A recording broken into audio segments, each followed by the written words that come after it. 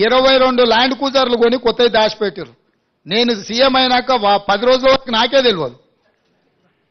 నేను పాత పనులు ఏదో అడ్జస్ట్ చేసి అన్ని రిపేర్లు చేయండి, చూసి ఇచ్చేయండి అని నేను చెప్తుంటే చిన్న ఒక అధికారి వచ్చి చెవులో చెప్తున్నాడు, సార్ పోయినసారి 22 ల్యాండ్ క్రూజర్లు కొన్నాడు, అన్ని విజయవాడలో దాచిపెట్టినాం సార్, కొత్త ప్రభుత్వం ప్రమాణ స్వీకారం చేయగానే అన్ని తెద్దాం అనుకున్నాం, ఆయన నెత్తి మీద దరిద్రం ఉండి ఆయన ఇంటికి పోయింది సార్ 22 కొత్త ల్యాండ్ క్రూజర్లునే.